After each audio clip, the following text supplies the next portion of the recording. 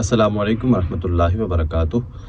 ایک سوال کیا گیا کہ تصرفات اولیاء کی شرعی حیثیت کیا ہے، یعنی یہ اولیاء کرام تصرف کرنے پر، کسی کی ہیلپ کرنے پر، کسی کی مدد کرنے پر قادر ہوتے ہیں یا نہیں، اور اس کی شرعی حیثیت کیا ہے۔ تو یاد رکھیں، ہم مسلمانوں کا یہ عقیدہ ہے کہ اولیاء کرام جو ہے یہ اللہ کی عطا سے مدد کرنے پر قادر ہوتے ہیں، یعنی اپنی حیات میں بھی مدد کر سکتے ہیں اور اپنی وفات کے بعد بھی یہ اللہ کی عطا سے مدد کر سکتے ہیں۔ پورا واقعہ حضرت سلیمان علیہ السلام کا قرآن کریم میں موجود ہے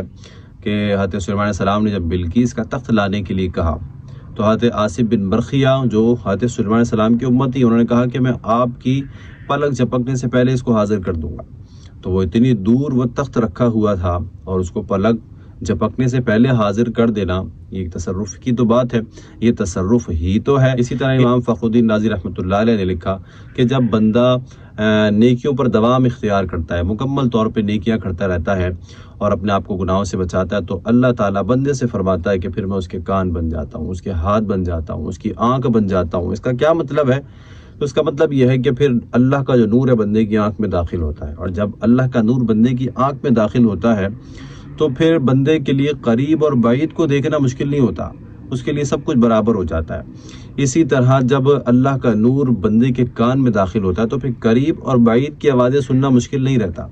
اسی طرح جب اللہ کا نور بندے کے ہاتھ میں داخل ہوتا ہے تو پھر قریب اور بعید بھی تصرف کرنا یعنی مدد کرنا یہ مشکل نہیں ہوتا، یہ آسان ہو جاتا ہے۔ تو بہرحال دلائل سے یہ ثابت ہے کہ اللہ کے جو نیک بندے ہیں یہ اللہ کی عطا سے مدد کرنے پر قادر ہوتے ہیں۔ اب رہا یہ اعتراض کہ اولیاء کرام کی مزارات پر جو اتنے سارے غیر شرعی کام ہو رہے ہوتے ہیں کہ عورتیں وہاں پر آتی ہیں، ناچتی ہیں، بھاگ دوڑ کر رہی ہوتی ہیں، لوگ وہاں پہ نشے کر رہے ہوتے ہیں بیٹھ کے،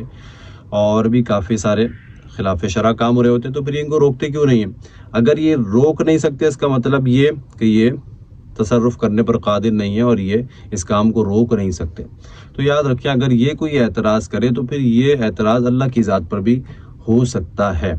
کہ اللہ تعالیٰ کی اتنی نافرمانی کرنے والے لوگ دنیا میں موجود ہیں، لیکن فوراً سے اللہ تعالیٰ کی سزا ان کو نہیں ملتی، اللہ تعالیٰ ان کو نہیں روکتا، تو کیا مطلب ہے کہ پھر اللہ تعالیٰ بھی روکنے پر قادر نہیں ہے؟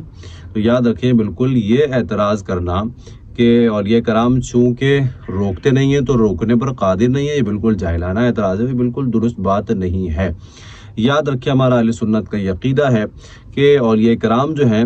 یہ جو مدد کرتے ہیں یہ اللہ کی مشیت کے تابع ہو کر کرتے ہیں، یعنی اللہ کے ارادے کے تابع ہو کر، اللہ ارادہ فرمائے گا تو پھر یہ مدد کرتے ہیں۔ ہمارا اہل سنت کا یہ عقیدہ نہیں ہے کہ اللہ نہ چاہے تو پھر بھی یہ مدد کر سکتے ہیں، بلکہ ہمارا اہل سنت کا یہ عقیدہ ہے کہ اگر اللہ تعالیٰ چاہے تو پھر یہ مدد کرتے ہیں، اللہ تعالیٰ نہ چاہے تو پھر یہ مدد نہیں کرتے۔ مسلمانوں کا یہ عقیدہ ہے کہ اولیاء کرام اللہ کی عطا سے مدد کرتے ہیں اور اللہ کی مشیت کے تابع ہو کر کرتے ہیں، اور اس پر بہت سارے دلائل موجود ہیں۔